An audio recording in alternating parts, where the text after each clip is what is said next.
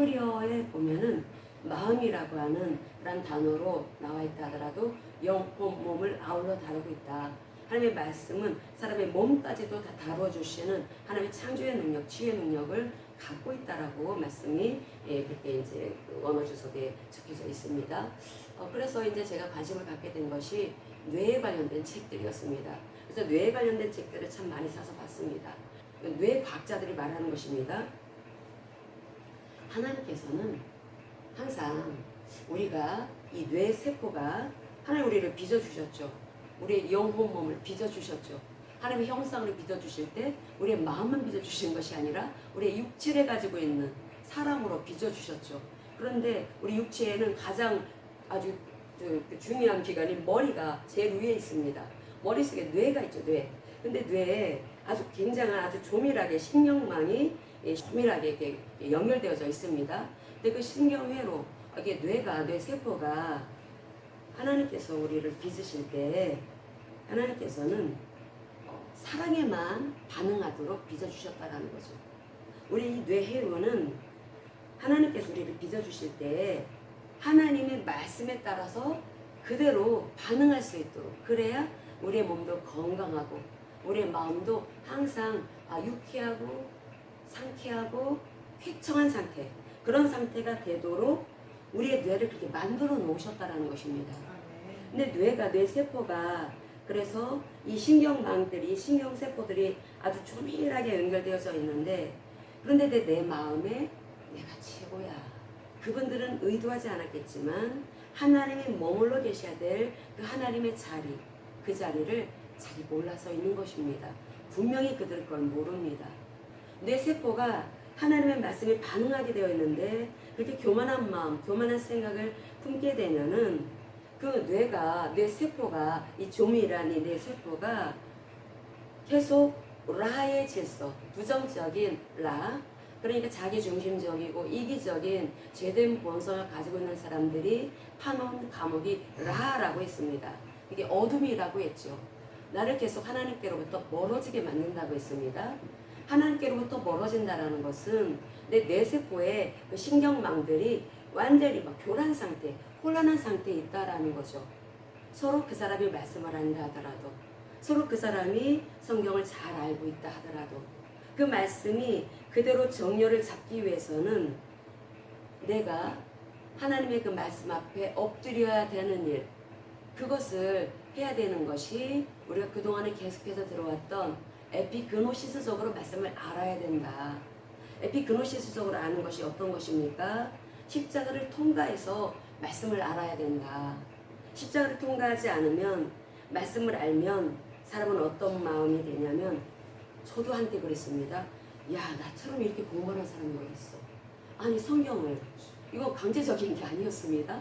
신학교 졸업하고 나서 목회 현장에 딱 들어와서 일단은 먼저 제가 성경을 모르니까 성경을 공부하기 시작한 것이고, 이제 옥스퍼드 주석이라고 하는 시중에 나와 있는 주석 가운데, 원어 주석 가운데 그 당시에 최고의 주석, 그것을 사서 그것을 공부하고 또 그거와 함께 오크마 주석까지 1+1 행사로 그것을 주셨을 때 저는 정말 열심히 공부를 했습니다. 공부를 하고 처음에는 성경을 너무나 몰랐기 때문에 성경을 이해하기에 급급했습니다. 야, 이게 이런 뜻이었구나, 저런 뜻이었구나, 그걸로서 만족을 했다라는 거죠. 그러면서 시간이 이제 10년이 흐르고 15년이 흐르고 그러다 보니까 성경이 이제 그 종합적으로 이제 들어오기 시작했다라는 거죠.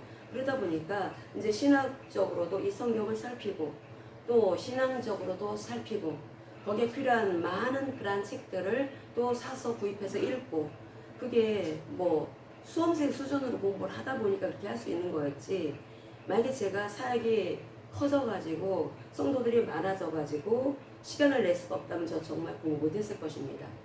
성도가 아주 단촐하니까 제가 충분히 이 성경을 수험생처럼 공부를 할 수 있었다라는 거죠. 성경을 주석만 보는 게 아니라 관련된 신학 서적도 봐야 되고, 또 그것이 너무나 어렵기 때문에 거기에 관련돼서 긴 어떤 고민하는 시간을 이해를 해야 되는데 이해가 안 되니까 그런 시간도 가져야 되고, 또 관련된 신앙 서적도 또 봐야 되고, 이게 보통 시간이 안 걸리는 게 아니었다라는 것입니다. 그래서 20년 정도 그렇게 쭉 걸렸습니다. 걸렸는데 그런데 그러다 보니까 제 마음속에 야, 나처럼 이렇게 공부한 사람 없을 거야. 교만한 마음이 올라왔다라는 거죠. 이게 참 사람이 이 교만한 마음이라고 하는 것이 이것이 태생적이더라는 것입니다. 이 교만한 마음. 그러니까 이 교만이라고 하는 것을 우리는 그냥 보통 단순하게 생각할 때 잘난 척하는 거다라고 생각하지만 이게 성경에서 말씀하고 있는 이 교만이라고 하는 것은 잘난 척하는 수준을 말하는 게 아니라 나는 이미 안다 라고 하는 그 상태로부터 출발하는 것입니다. 스스로 내가 다 아는 상태에 있으니까 나는 이제 왕이 되었다라는 거죠. 그러니까 이 사람은 자기의 판단, 내가 성경을 해석할 때 내 해석이 옳아, 다른 해석은 틀려, 막 이런 식으로 이제 밀어붙입니다. 이것이 어떤 위험한 상태까지 나가게 되냐면 나는 하나님 없이도 잘 알 수 있어. 의도하지 않은 거지만 그런 태도를 갖게 된다라는 것입니다.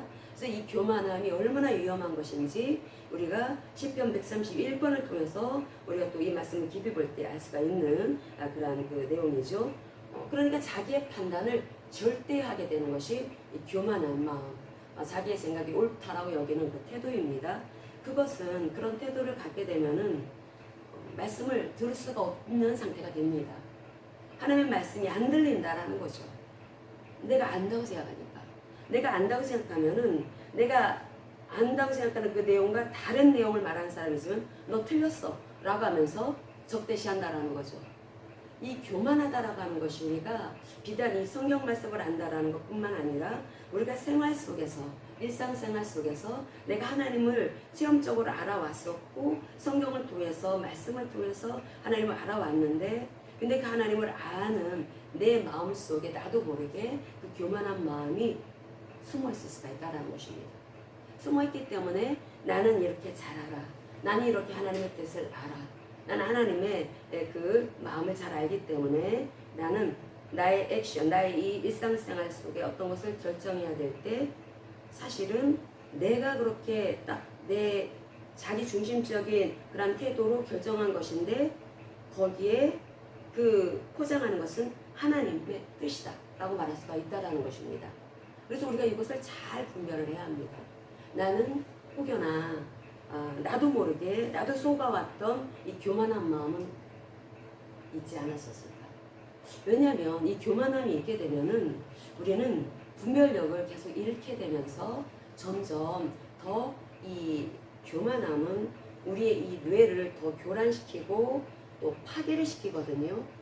뇌세포를 파괴한다라고 하는 것이 아니라 하나님을 아는 그런 그 마음은 하나님을 직접적으로 내 영혼 몸으로 깨달아 알아서 하나님의 그 뜻을 실천하며 살아가기 위해서는 하나님의 질서 앞에 바른 태도, 다시 말하면 겸손한 모양을 보여야 되는데 그러지 않게 되면은 점점 더 라의 질서 속에, 그러니까 무질서 속에서 하나님과 관계를 더 멀어지게 만들고 하나님과의 관계를 계속해서 파괴시키면서 어떤 상태가 되냐면 그 창세기 6장에 하나님께서 이 세상을 심판하실 수밖에 없던 그 상태, 사람의 죄악이 세상에 가득하고 그 마음으로 생각하는 모든 계획이 항상 악한 그 시대가 노아의 때였다라는 거죠. 노아의 때, 그때 그 사람들의 그 뇌세포는 완전히 망가진 상태에 있었다. 망가진 상태에 있었기 때문에 사람들은 아무렇지도 않게 악한 행동을 했다라는 거죠. 아무렇지도 않게 음란한 짓을 하고 아무렇지도 않게 사기치고 아무렇지도 않게 그렇게 사람들을 상처를 주고 욕하고 가르고 그러면서 자기가 최고인 양 그렇게 살아왔던 시대 노아의 때였었고 우리가 살고 있는 이 마지막 시도 노아의 때와 같다라고 또 성경은 말씀을 하고 있습니다. 그래서 우리는 이 라의 구조 속에 이 세상 사람들은 살아가고 있는데 이 사람들 속에서 우리가 살아갈 때 과연 우리는 어떤 태도로 살아가야 될 것인가? 이 뇌과학자들이 말하는 이 삶이라고 하는 것은 결국은 하나님의 이 설계대로 내가 이 뇌세포가 하나님의 말씀적으로 계속 바꿔져 나가게 된다면 나의 이 태도가 바뀌어지게 될 것이고 그래서 결국 하나님의 그 말씀하신 그 생명이 흘러 넘치는 삶, 그 삶은 우리의 영혼 몸을 주장하는 삶이 될 것이고 우리의 참으로 놀라운 하나님의 역사하시는 그 돌파가 이어지게 되는 것, 이것이 실제라는 것입니다.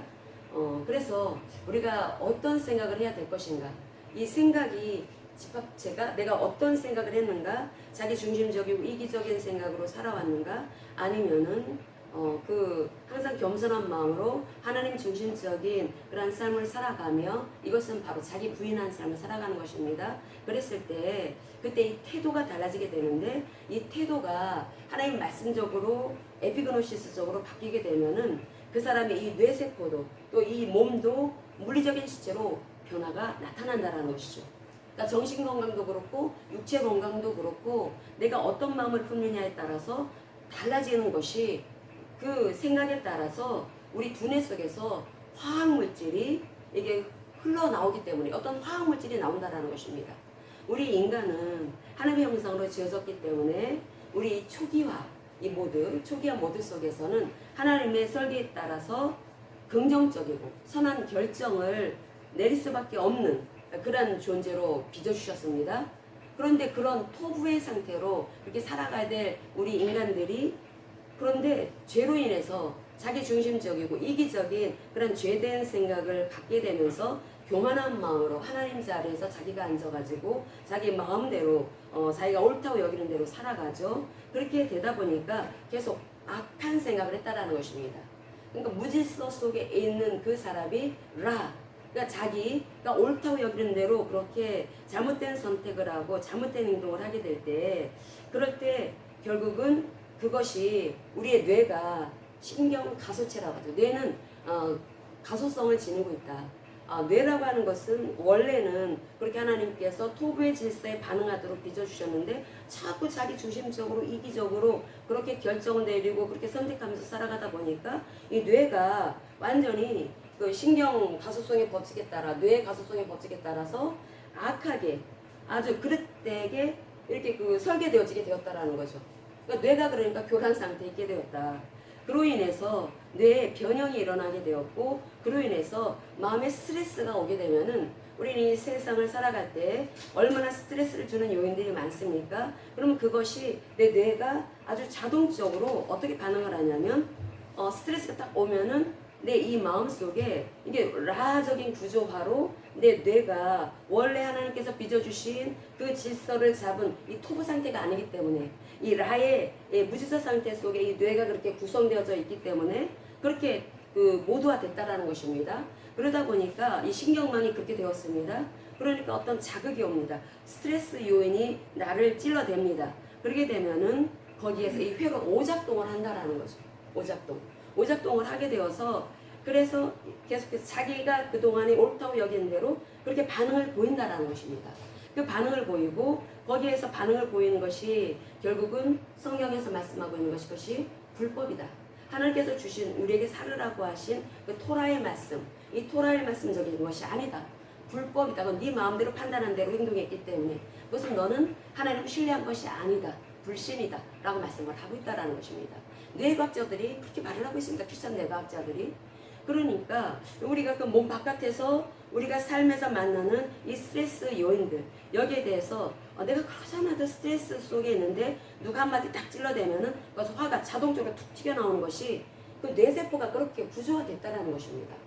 이미 뇌세포가 그렇게 구조화됐기 때문에 우리는 평안을 잃어버렸고, 그러다 보니까 항상 마음은 분주하다라는 거죠.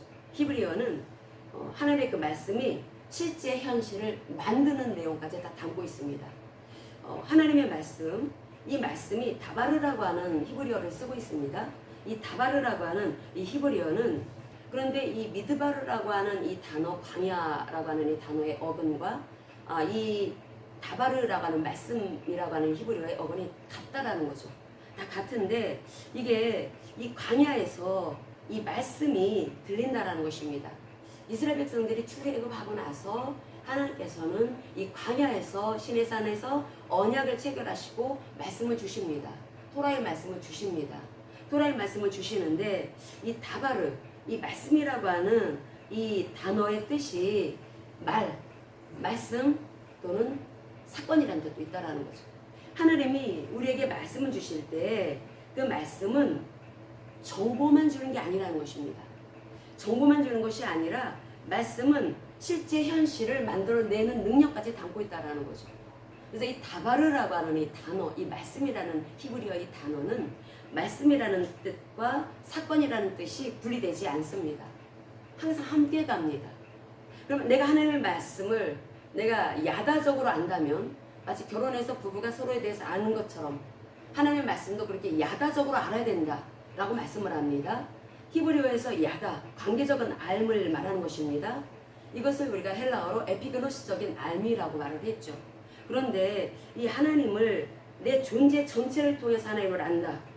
그것은 그 하나님이 어떤 하나님인지 내가 알기 때문에 나는 하나님께 내 인생을 맡길 수가 있게 됩니다. 내 인생을 맡길 수가 있고 하나님을 더 의지할 수가 있게 된다라는 거죠. 하나님을 의지할 수가 있게 되는데 근데 그것은 그 말씀이 창조의 능력을 가지고 있다는 것까지 아는 것입니다. 하나님의 말씀 자체에 하나님의 능력이 담겨져 있고 창조적 능력이 담겨져 있고 하나님의 그 말씀 자체에 혼돈 가운데 살고 있는 사람들한테 질서를 부여한다는 것입니다. 그 말씀 자체에 토부의 질서를 주시는 그런 생명수가 그 안에 담겨져 있다는 거죠. 하나님의 말씀 자체에 그게 스며 있습니다.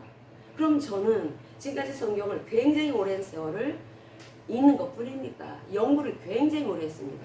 오래오래 했는데 그런데 왜 어떤 교회적인 상황 속에서 때로는 뭐 지금 그렇지가 않지만 가끔 그렇습니다.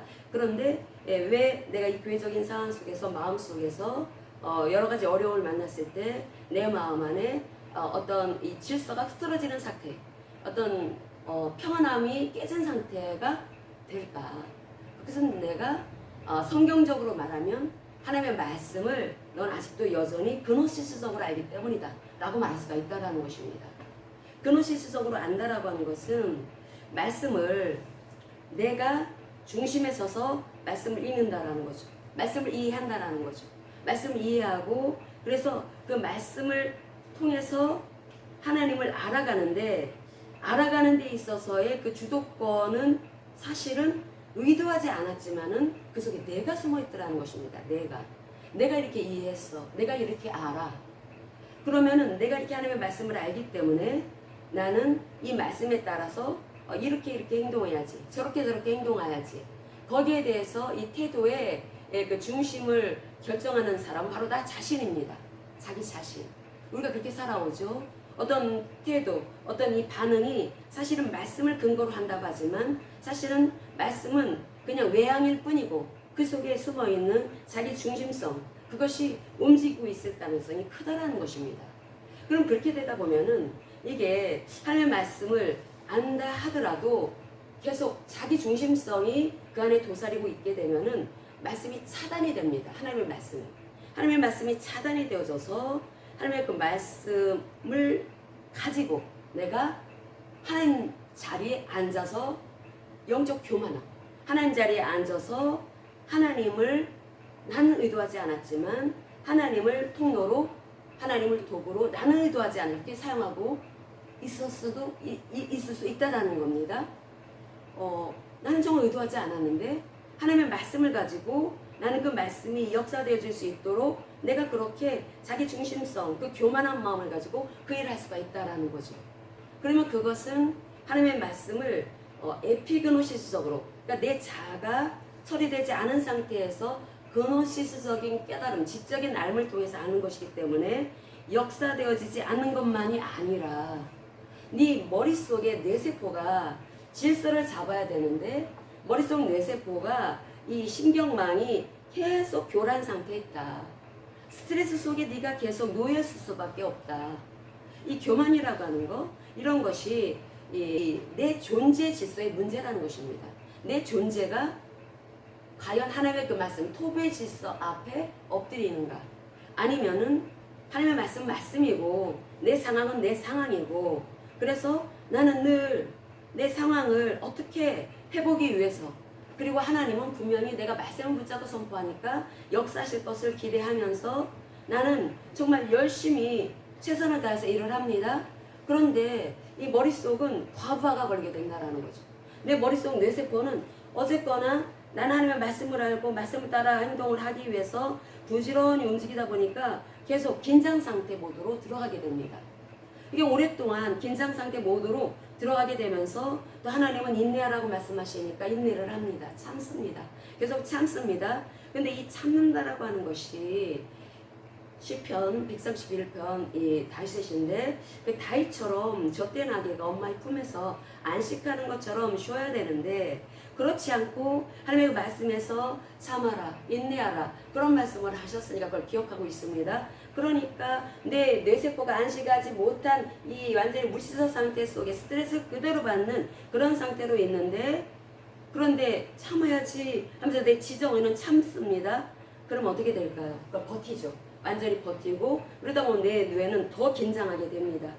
긴장하게 되니까 그러다 보니까 어느 순간에 과부하 상태가 되어서 때로는 자기도 어떻게 할 수가 없는 폭발 직전의 상태, 또 어떨 때는 막 우울증, 정신적인 어떤 해리 현상이 나타나게 된다라는 것. 이것이 뇌과학자들이 말을 하는 내용입니다. 그래서 뇌과학자들이 이 성경을 열심히 공부하는 뇌과학자들이 하나님의 말씀을 연구하면 연구할수록 너무나 기가 막히다. 이 말씀은 사람을 살리게 해서 주시는 말씀이다. 그래서 내가 이 마음으로 내가 이렇게 뇌가 이렇게 상당히 긴장된 상태, 긴장되어 있는 상태, 내가 과부하된 상태, 완전 스트레스로 인해서 내 뇌가 제대로 작동을 하지 못하는 이런 상태에 있을 때 그래도 내가 하나님을 믿으니까 참아야지. 이것은 전혀 역사로 이어지지 않습니다. 왜냐하면 나는 하나님의 말씀을 그노시스적으로 알고 있기 때문에. 그럼 우리가 어떻게 하지? 하나님의 그 말씀은 히브리인들이 그 말씀을 볼 때 이 따바르라고 하는 하나님의 말씀은 말씀이라는 뜻과 바로 사건이라는 뜻이 분리되지 않은 상태에서 이해했던 것처럼 그러니까 말씀이 하나님의 창조적인 능력으로 이어지는 그러니까 하나님의 그 말씀이 우리에게 토부의 질서로 우리를 바르게 우리를 정렬시켜 주신다는 것입니다. 그것은 우리 영혼 지정일 뿐이 아니라 몸도 그렇게 정렬시켜 주신다는 거죠. 그렇기 때문에 우리의 뇌세포가 정렬되어지면은 마음의 평안함으로 이어지게 될 것이고 이 뇌세포로 인해서 우리는 굉장히 많은 이 몸의 신호에 그 잘못 이제 반응이 나타나서 이 자율식 경계가 막 흐트러져 가지고 심장이 쾅쾅쾅쾅 뛰고 그리고 또 때로는 막 힘도 쫙 빠지고 때로는 잠도 안 오고 이런 상태로 이어지게 된 것입니다. 근데 그것을 성경에서는 특별히 히브리인들이 기록한 이 구약성경을 보면은 이 말씀을 통해서 하나님께서 그러니까 고쳐주시겠다라는 말씀을 합니다. 이것을 헬라어로 기록된 이 신약성경도 누가만 빼놓고 거의 유대인들이 기록을 했죠.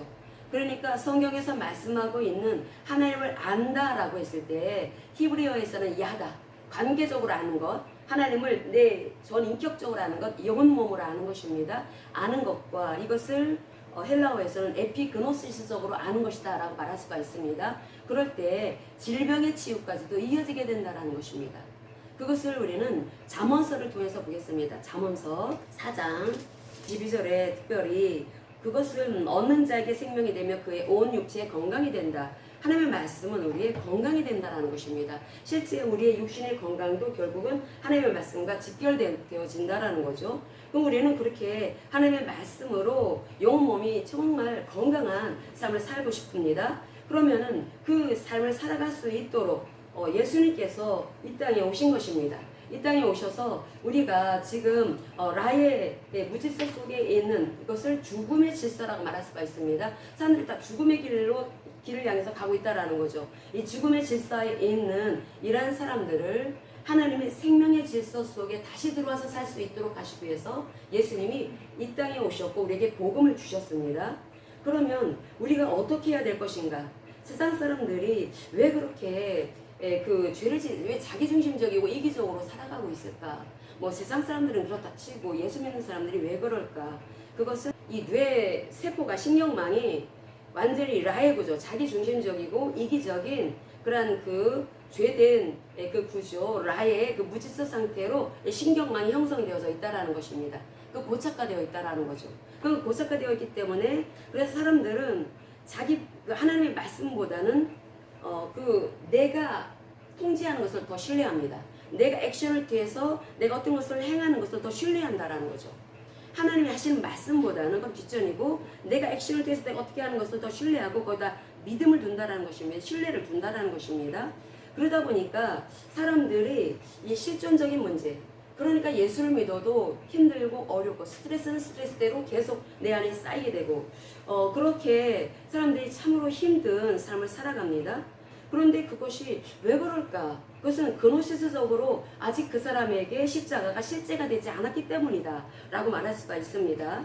근데 예수님이 어떤 말씀을 하시냐면은 누가복음 8장 10절 그 시대에 하나님 나라의 비밀을 아는 것이 너희에게는 허락되었으나 다른 사람에게는 비유로 하나니 이는 그들로 보아도 보지 못하고 들어도 깨닫지 못하게 하려 함이라. 아멘. 이 하나님께서 왜 그들로 하여금 마치 구원을 받지 못하게 방해하는 것 같은 말씀을 하실까? 주님께서 이게 무슨 뜻이냐면은 자기가 이기적이고 자기중심적인 사고로 고착화된 상태에 있게 되면은 자기가 늘 옳다고 여깁니다. 하나님의 말씀을 가지고 있다 하더라도 내가 근원시스적으로 하나님의 말씀을 열심히 연구해서 알고 있다 하더라도 내 판단이 맞아, 내 해석이 맞아 이런 자고한 마음을 갖게 되면은 그런 사람들의 눈은 감겨지게 되고 그 사람들의 귀는 막히게 되어서 자기 생각과 가치관에 쩌들었기 때문에 스스로 왕노릇을 한다라는 거죠.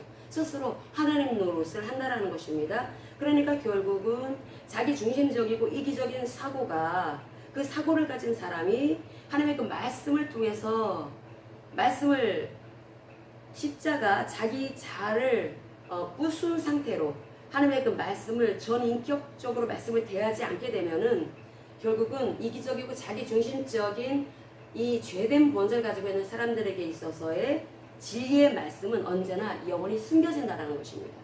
그 사람들한테는 보여지지 않는다는 거죠. 결국은 이기적이고 자기중심적인 이런 죄된 본성이 십자가를 통과되지 않았을 때, 그랬을 때 이 사고 구조가 항상 자기 중심성에 빠져있기 때문에 자기가 옳다고 여기는 대로 살아갑니다. 그러다 보니까 진리가 그 사람한테 보여지지 드러나지를 않는다라는 것입니다. 결국 이 진리의 말씀, 이 말씀이 우리에게 주어질 때 이 말씀은 우리의 영혼 몸을 완전히 바꿔놓으시는 창조의 능력을 체험할 수가 있게 되는 것입니다. 그게 따바르라고 하는 히브리어의 그 뜻입니다. 이 따바르라고 하는 이 단어가 결국 이 말씀과 사건을 분리시킬 수가 없다고 했죠. 하나로 이해되어서 우리가 이 말씀을 취해야 되는데 결국 어떤 사건 속에 있다 할지라도 이 말씀이 내 삶 속에서 내 몸까지 이어지는 역사한 하나님의 능력으로 체험되기 위해서는 이기적인 마음, 자기중심적인 마음이 완전히 굴복되어져야 된다는 것입니다. 그런데 그게 평상의 삶 속에서 될까요? 안 됩니다. 고난 속에서만이 가능해집니다. 그래서 이 미드바르라고 하는 이 단어가 광야라는 단어인데 이 광야라고 하는 이 히브리어가 이 다바르라고 하는 이 히브리어 말씀이라고 하는 또 사건이라고 하는 이 단어하고 같은 어근을 갖고 있다라고 하는 것이 아주 굉장히 중요한 메시지를 주고 있다라는 거죠. 광야에서 말씀이 들린다라는 것입니다. 어떤 말씀? 나를 살리는 능력의 말씀. 나를 이 라의 질서 속에서 늘 스트레스를 받고 살아갈 수밖에 없었고 환경이 어려우면 그대로 반응을 스트레스를 보일 수밖에 없는 나의 긴장된 상태. 내가 하나님을 의지하기보다는 머릿속 지식으로 하나님을 의지해야 된다는 걸 알지만 내 상황 속에서 여전히 내가 계속 압박 가운데 긴장 속에서 그렇게 나아가는 이 내가 평상의 삶 속에서는 잘 안 되죠. 근데 이 광야 속에 아무것도 없을 때, 다 뺏겼을 때, 그러니까 모든 것들이 다 없어져 버렸어요. 광야는 진짜 아무것도 없는 곳입니다. 아무것도 없는 곳. 다 털린 곳. 내 자존심도 내세울 것도 없고 물질도 다 사라져버리고 나밖에 없을 때 이 광야에서 처절하게 나밖에 없는 나라고 하는 이 개인의 실존 앞에서 나라고 하는 사람은 진짜 연약하고 하나님 앞에서 마치 버려진 존재 같은 그런 상태에는 이 광야에 있을 때 드디어 말씀이 들려지기 시작한다는 것입니다. 왜 하나님께서 이스라엘 백성들에게 광야에서 언약을 체결하시고 말씀을 주셨어요? 우리가 신명기에 8장에 보면은 그 말씀을 주십니다. 2절과 3절. 내 하나님 여호와께서 이 40년 동안에 네게 광야길을 걷게 하신 것을 기억하라. 이는 너를 낮추시며 너를 시험하사 네 마음이 어떠한지 그 명령을 지키는지 지키지 않는지 알려 하심이라. 너를 낮추시며 너를 줄이게 하시며 또 너도 알지 못하며 네 조상들도 알지 못하던 만나를 네게 먹이신 것은 사람이 떡으로만 사는 것이 아니요 여호와의 입에서 나오는 모든 말씀으로 사는 줄을 네가 알게 하려 하심이니라. 아멘. 우리가 예수님께서 십자가에서 나의 죄를 대속해 주시고 돌아가신 분이다. 예수님의 십자가에서의 그 숙련의 은혜, 또 그로 인해서 성령이 내 안에 들어와 사시게 되었다라는 것을 압니다. 그것을 내가 삶 속에서 어려움을 만났을 때, 이 광야의 시절을 만났을 때, 그때 우리는 하나님의 말씀을 알지만 사실은 그 예수님이 우리에게 베풀어 주신 십자가 부활의 이 복음은 단지 성경 속에 있는 하나의 사건이라고 하는 것밖에 나에게 크게 와닿지 않습니다. 나는 이 현실의 삶 속에서 더 어렵고 힘들고 두렵고 그리고 어떤 불안한 마음, 미래에 대해서 자꾸 어떤 그 긴장이 오죠. 이거 안 되면 어떡할까 이런 마음들이 막 올라옵니다. 그것은 말씀을 안다 하더라도 이 상태의 이 사람은 말씀을 에피그노시적으로 아는 것이 아니다. 이러한 이 사람은 결국은 이 시편 131편에 이 다윗이 젖된 아기가 어머니 품에 있는 상태가 아니다. 왜 그럴까?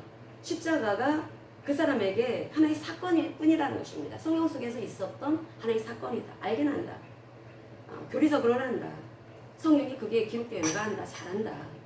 그러면 에피그노시스적인 알미 무엇일까? 야다적으로 한다라는 것이 무엇일까?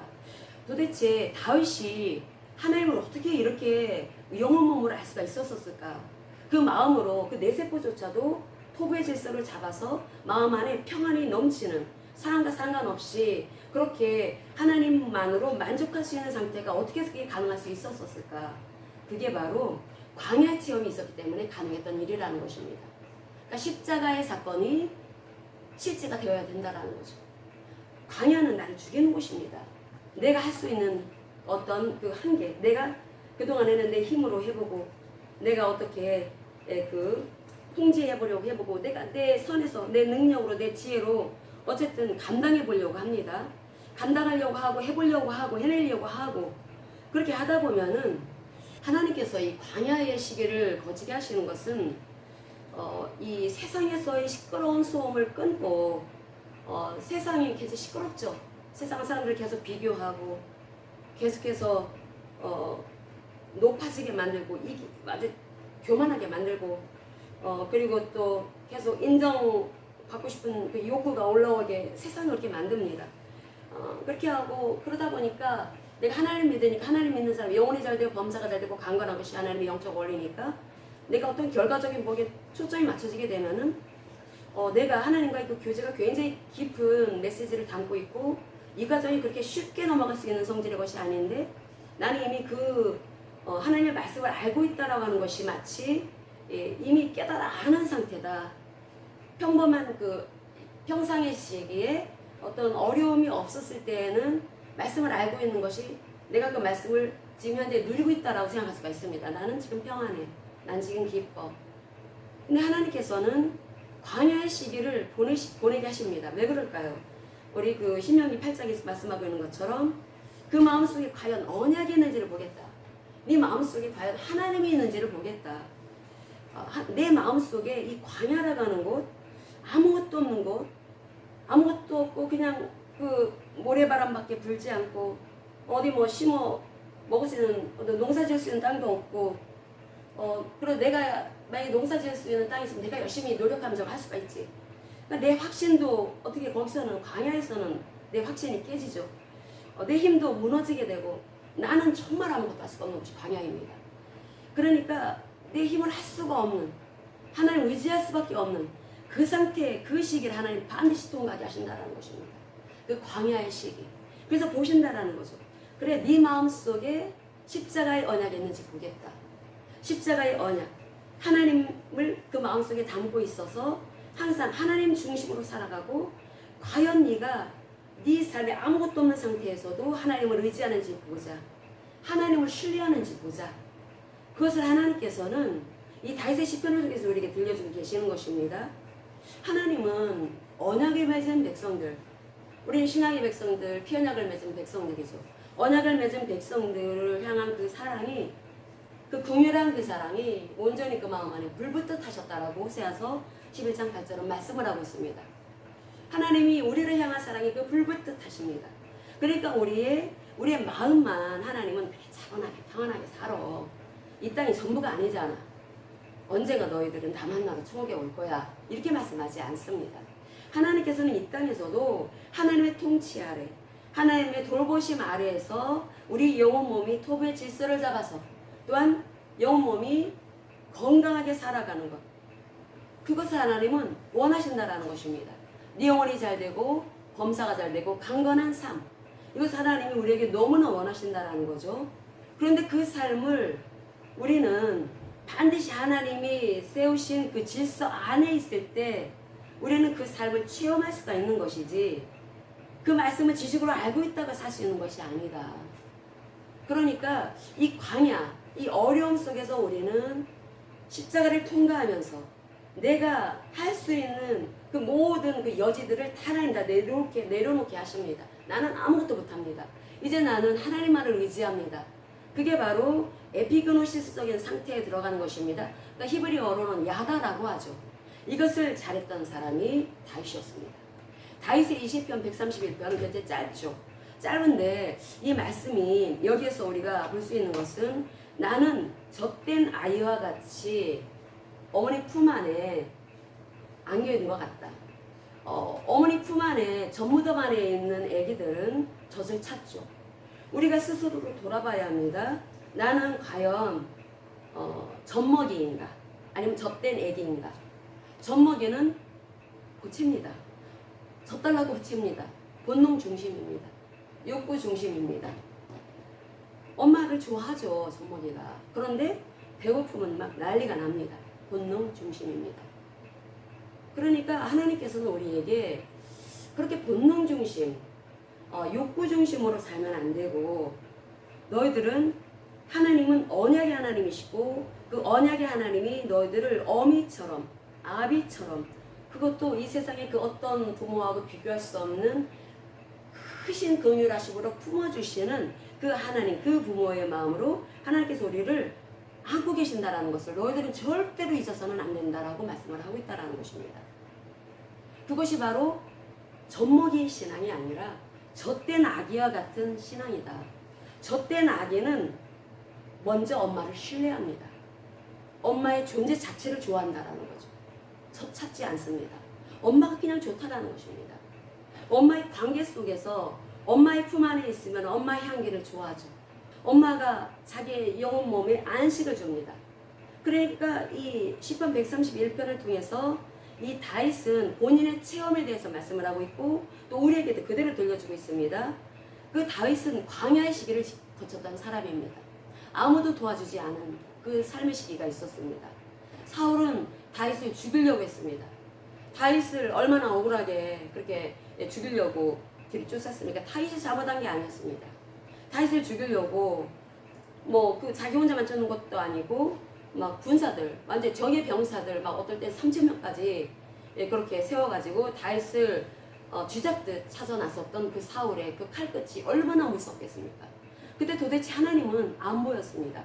만약에 하나님이 계시다면 다윗을 그 사울을 막아주셔야지, 벼락을 때려주셔야지, 거기 3,000명 군사들을 갑자기 거기에 뭐 천둥이 치거나 번개가 치거나, 그래서 그 사람들 다 싹쓸이 해 주셔야지 하나님이 역사하시는 거지.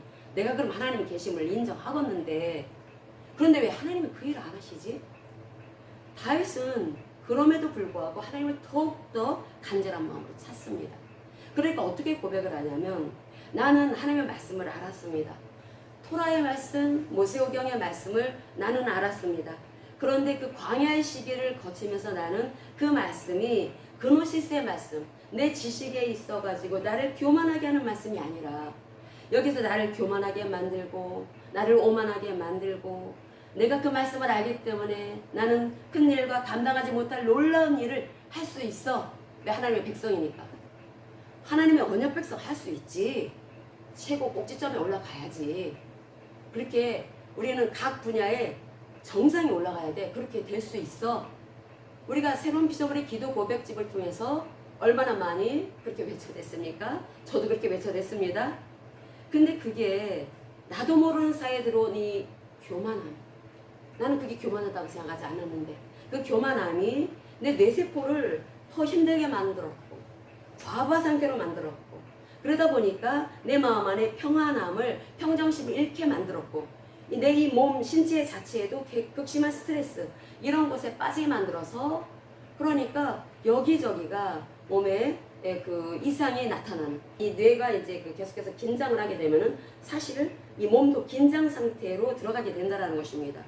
이런 상태에서 들어가게 된 것이 이 다윗이 130편 1편에 자기가 말씀을 알고 있었을 때에는 그랬었다라는 것입니다. 다윗은 미친 흉내까지 냈던 사람입니다. 다윗이 너는 장차 이 나라의 왕이 될 것이다. 사무엘 선지자로부터 기름 부으심을 받았던 그 다윗이었는데 그런데 왕이 되는 게 아니에요. 오히려 차라리 그런 기름 부으심을 안 받았을 때 더 편안했었어요. 양이나 치는 그런 목동 시절이 더 편안했었어요. 이거는 뭐 자기가 왕의 자리를 넘본다고 하면서 억울하게 만들고 사울이 사인데도 자기 다윗이 사인데도 불구하고 막 죽이려고 미친놈처럼 막 그렇게 뒤를 쫓으니까 얼마나 무섭겠습니까? 얼마나 두려웠겠습니까? 다윗의 그 지정이 뿐이 아니라 영혼 몸 상태가 스트레스가 완전히 막 꼭대기까지 올라갔었던 상태였을 것입니다. 그러니까 다윗이 하나님의 언약 백성이었고 하나님을 사랑하고 하나님 아니면 안 된다라고 하는 것을 그노시스적인 그 지식으로는 알고 있었지만은 삶의 압박이 너무나 강화되어지고 너무나 막 스트레스가 너무나 심하니까 블레셋 지방으로 더 피할 수밖에 없었다는 것입니다. 망명 갈 수밖에 없었다는 거죠. 살기 위해서 숨이 쉬어지지 않으니까 유다 땅에서 숨을 쉴 수가 없으니까 나를 죽이려고 하는 저 사울왕이 있는데 또 군사를 풀어서 나를 죽이려고 하는데 또 자기를 따르는 사람들이 있다 하더라도 언제 배신 때릴지 모르는데 얘네들이 만약에 배신을 해갖고 사울의 사람들 사울과 사울의 군사들이 끌고 오면은 다 죽는 것입니다. 그러니까 자기에게 주신 하나님의 언약의 말씀은 까맣게 잊어버려지고 이제 어떻게 하면 살 수가 있을까? 나 이 도대체가 나는 견딜 수가 없는 이 완전히 영적 긴장 속에 아니 몸도 아주 막 스트레스로 인해서 아마 거의 공황 상태 아주 극심한 우울증 상태가 될 수도 있었을 것입니다. 이 다윗이 시편을 보면 그런 상태에 빠져 있는 것 같은 그런 시들이 꽤 있습니다. 그래서 도망쳤다라는 거죠. 블레셋으로. 그랬는데 거기서 또 알아봅니다. 거기서 미친놈 흉내를 냅니다. 침을 질질 흘리고 판 때리다가 벽에다가 얼굴을 비벼 대면서 침을 흘리면서 그래서 다시 또 유대로 들어간다라는 거죠. 하나님께서는 우리에게 너의 그 그노시스적인 그 지식으로는 너는 나를 아는 것이 아니다. 너는 반드시 십자가를 통과해야 한다. 그 십자가 통과는 광야를 통과하면서 내가 하나님 아니면 안 됩니다. 내가 지금 이 고통 가운데 어려움 가운데 있지만 이 속에서도 나는 쉼의 시간을 갖습니다. 나는 이 시간 속에서도 나는 안정감을 얻게 됩니다. 이것이 바로 다윗이 그 말한 그 시편 2절의 말씀입니다. 우리 시편 131편 1절과 2절 1절은 그노시스의 지식을 알고 있을 때 그때 그것은 결국 자기를 살릴 수 없었기 때문에 이제 그렇게 살지 않았다라고 하는 그 말씀의 고백이고 2절에서는 나는 에피그노시적으로 하나님을 알았다. 야다적으로 알았다. 그랬더니 모든 스트레스 요인이 사라졌다라고 하는 말씀을 합니다. 131편 1절에서 2절까지 같이 읽겠습니다.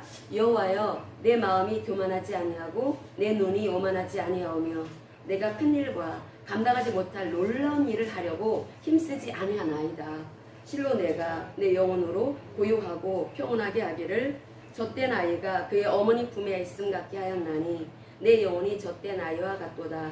아멘. 지금 다윗이 광야의 시기를 거치면서 이 교만한 마음, 높아지는 마음, 오만해지는 마음 이런 마음들을 다 하나님의 앞에 무릎 꿇리는 십자가를 통과하는 시기를 거쳤다라는 것입니다. 그래서 자기를 위해서 이제는 살지 않는다라는 거죠. 이 자기를 위해서 사는 마음이 높아지게 되면은 결국 하나님의 말씀을 알고 있다 하더라도 그 말씀은 나를 살릴 수가 없다라는 것입니다. 하나님의 그 말씀이 나를 살리는 나의 지정뿐만 아니라 내 영혼 몸, 내 온 몸의 어떤 건강도 건강함까지 생명력 넘치는 그런 삶으로 이어지기 위해서는 치유의 강력한 그런 효과, 그 능력까지 우리가 체험하기를 간절히 정말로 원한다면 우리는 진정 그 고통스러운 상황 속에 있어서도 십자가를 통과해서 마치 젖된 아기가 엄마 하나만으로 만족하는 것처럼 그 상태가 되어야 된다라는 거죠. 아무것도 없어도 좋습니다. 내가 지금 이 상태로 있지만 그래도 주님이 내 왕이시기 때문에 나는 만족합니다. 나는 하나님의 품 안에 있는 것으로 만족합니다. 그래서 이렇게 자기가 한계 속에 있지만 고통 가운데 있지만 공급자가 되시는 그 하나님을 굳게 믿는다라는 것입니다. 신뢰한다라는 것입니다. 그 젖된 아기가 그 엄마 품에 있으면서 엄마가 언제든지 젖을 줄 엄마라는 것을 안다라는 거죠. 고치지 않는다라는 거죠. 그래서 하나님의 그 말씀 안에 그대로 그 품 안에 있을 때 안식할 수밖에 없는 것이고, 이 속에서 다윗이 드디어 나는 삶의 온전한 쉼이 무엇인지, 샬롬의 삶이 무엇인지를 체험하게 되었다. 그래서 그러다 보니까 하나님의 말씀이 들려지기 시작했다는 것입니다. 말씀이 들려져야 된다는 것입니다.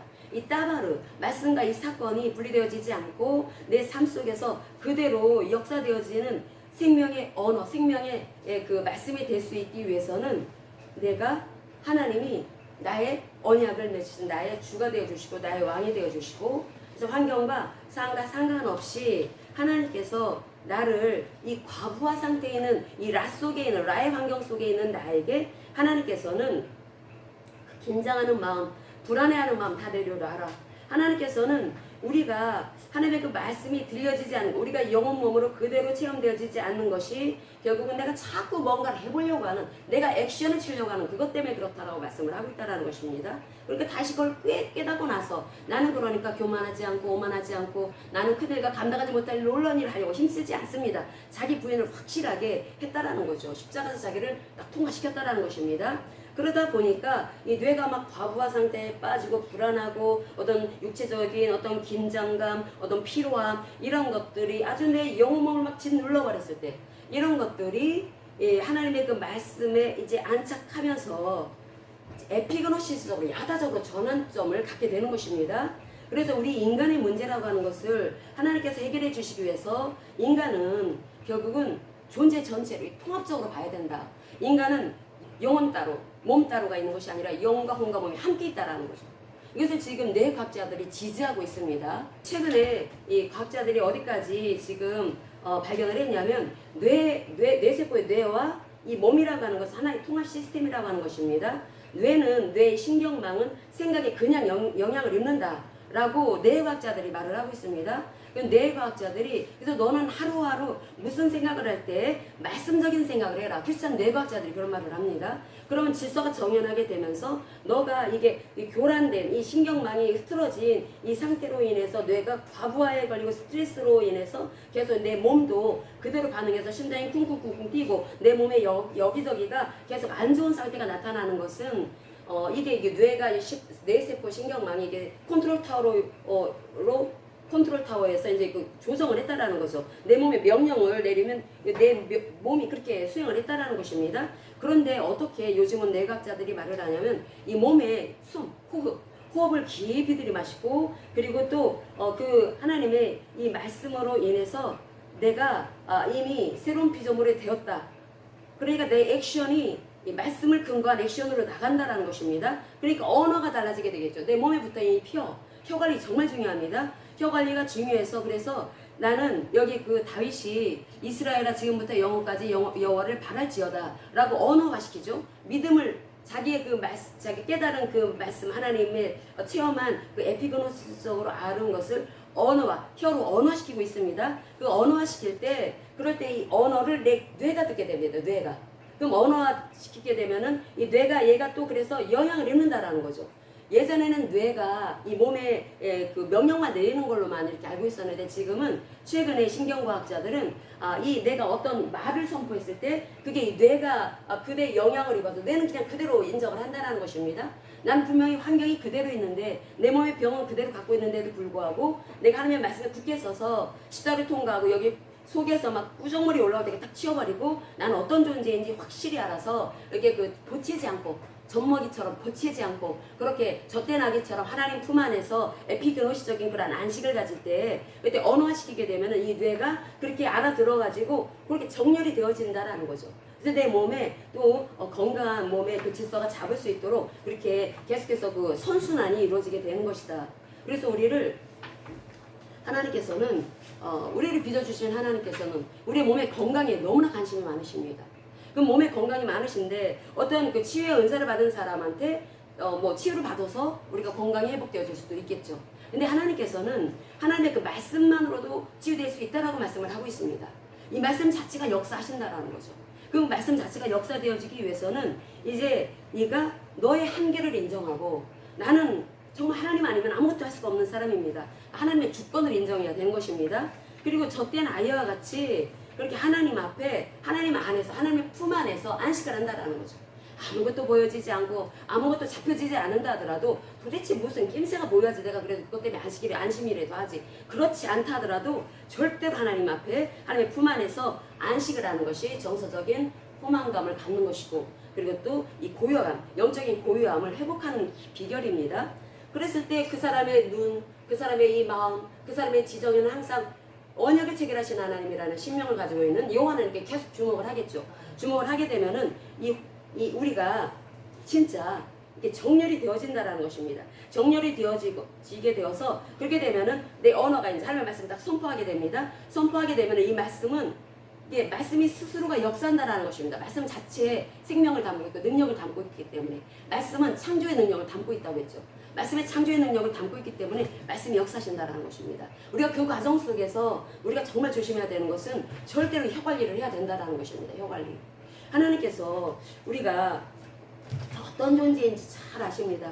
인간은 정말 이렇게 우리가 그렇게 살아왔으니까 내가 움직이지 않으면 안 되니까 우리 그렇게 살아왔습니다. 정말 부지런히 살아왔습니다. 그러다 보니까 안식이 없는 거예요. 도대체 그렇게 버리적거리면서 살아와서 그러면은 그것이 나의 어떤 평안함이나 기쁨이나 어떤 또 사람들 주변에서 알아주면은 또 그것 때문에 또 흐뭇하기도 할 텐데 그렇지도 않은 상태에서는 완전히 외톨토리인 것입니다. 광야에서 철저히 혼자 내버려진 상태. 이런 상태에서 근데 하나님께서는 그 시간이 바로 하나님의 역사를 체험한 시간이다. 그 시간 하나님을 체험하라. 그 시간이 결국 하나님의 말씀은 생명을 담고 있는데 생명이 역사되어지는 그 시점에 그 지점에 네가 와 있는 것이다. 그러니까 너는 하나님의 그 말씀이 너의 인생의 모든 전인격적으로 그리고 인간의 존재 전체를 회복시켜 주시기 위해서 내 영혼, 몸, 지정의 육신의 질병까지 하나님께서 회복시켜 주시기 위해서 우리에게 그 복음을 주셨는데 이 복음을 주신 이 은혜가 이 지성적인 부분에 머물러 있어서는 절대로 안 된다는 거죠. 그러기 위해서 우리의 지정에 항상 십자가가 가야 되고 십자가를 십자가에 내 이 지정을 둔다라는 것은 사실은 인간의 본능과 반대되게 사는 것을 말하는 것입니다. 그러니까 예수님께서 우리에게 생명 질서를 따라라, 토부의 질서를 따르라. 그러니까 주려는 자가 산다. 자기를 잃는 자가 얻는다. 주는 자가 받는다. 성이 잃은 자가 크다. 왜 예수님께서 그런 말씀만 하셨을까? 그게 바로 살 길이기 때문에 그게 우리를 살리는 말하자면은 말씀이 인간의 존재 전체를 회복시켜 주시는 십자가의 능력이 그 속에 있기 때문에 우리의 자아에 계속해서 십자가를 가져가야 된다라고 하는 말씀을 주셨다라는 것입니다. 우리를 힘들게 하려고 조리 돌리려고 그러는 것이 아니라 하나님께 우리를 진짜 최상의 삶을 살게 하시기 위해서 그런 말씀을 하셨다라는 거죠. 그만큼 우리 인간이라는 존재는 이기적이라는 것입니다. 이기적인 마음을 가지고 있으면은 이 자기 중심성에 빠지게 되면은 진리가 들어가질 못한다라는 것입니다. 이 진리가 들어가기 위해서 진리가 스며들어가야 되지 않겠습니까? 내 생각과 감정과 의지에 하나님의 말씀은 진리의 말씀입니다. 이 진리의 말씀은 창조적인 능력을 담고 있습니다. 질서를 회복시켜 주시는 참으로 놀라운 은혜가 담겨져 있습니다. 그 말씀이 내 안에 스며들어 와야 되는데 근데 내가 이기적이다, 자기 중심적이다. 그럼 이 말씀이 들어오지를 못하기 때문에 자꾸 자기 부인을 해라 라고 하는 말씀을 하고 있다는 거죠. 우리 하나님의 말씀이 우리를 그렇게 살리시는데 그러니까 말씀은 곧 하나님이다 라고 말씀을 합니다. 그래서 이 말씀이 내 이 전인격적에 이 마음에 스며들 수 있도록 진리가 스며들 수 있도록 지금 현재 고통 가운데 있다 할지라도 나는 지금 이게 광야 속에 있는 것이다. 이 광야 속에 있는 것은 하나님께서 특별하신 그 은혜를 하나님께서는 허락하시기 위한 시간 속에 카이로스 시간 속에 주신 것이다. 그렇기 때문에 이 내가 먼저 해야 되는 것은 빛의 반응을 보여야 되는 것인데 이 빛의 반응을 보이게 될 때 이것은 이 라로 인해서 장악된 뇌세포가 이 말씀으로 이제 우리가 이제 새로운 피조물화 되어 있어가지고 이제 그 우리는 정렬이 되어진 상태에 있다고 했죠. 그런데 여전히 우리는 이 혼과 몸과 세상을 살아갑니다. 그런데 이것을 항상 언어화시킬 때 우리 내면 안에 십자가를 세우고 하나님을 절대적으로 의지하고 절대적으로 신뢰하고 그리고 그 혼란 속에서의 질서를 부여하는 것이 하나님의 말씀이라고 했죠. 이 말씀이 결국은 단순한 정보가 아니라 실제 그 나의 삶의 역사는 현실이 되는 것으로 만들어 주시는 것이 하나님의 말씀이라고 했습니다. 근데 이 말씀이 어디에서 잘 들리느냐? 광야 속에서 잘 들린다라는 거죠. 고통 가운데 있을 때 잘 들린다라는 것입니다. 그랬을 때 하나님께서는 이 광야 미드바르 속에 있을 때 너는 따바르 그 말씀이 들려지게 될 것이다. 들었을 때 비로소 하나님과 더 깊은 체험을 하게 되면서 이 다윗이 왕이 되기까지 얼마나 고통스러운 그 일들을 겪습니까? 그 광야의 시기가 있었기 때문에 다윗은 하나님을 야다적으로 에피그노시스적으로 알게 되었던 것이고 그 과정 속에 광야의 시기 속에 하나님께서는 다윗의 이기심, 다윗의 자기 중심성을 처리해 주셨다는 것입니다. 그런데 그렇게 해서 왕이 됐다 하더라도 다시도 죄를 지었습니다. 우리 인간이 이렇게 연약하다라는 거죠. 근데 하나님께서는 우리가 항상 이것을 현실의 삶 속에서 계속 하나님의 말씀을 언어화시키는 이런 것들이 그 조금이라도 쉬어서는 안 되기 때문에 지정의 관리를 하라고 말씀을 하고 있는 것이고 그래서 하나님의 말씀을 정보로만 접속하면 안 된다. 하나님의 말씀은 너에게 이런 내용이 있다라고 하는 것을 성경에 이런 내용이 있다라고 하는 것을 알려주시기 위해서 정보로 주신 것이 아니라 생명으로 주신 것이다. 그래서 이 말씀 안에 이미 하나님의 믿음이 다 이미 있다. 이미 주어졌다. 문제는 너는 그 말씀을 어떻게 여기느냐.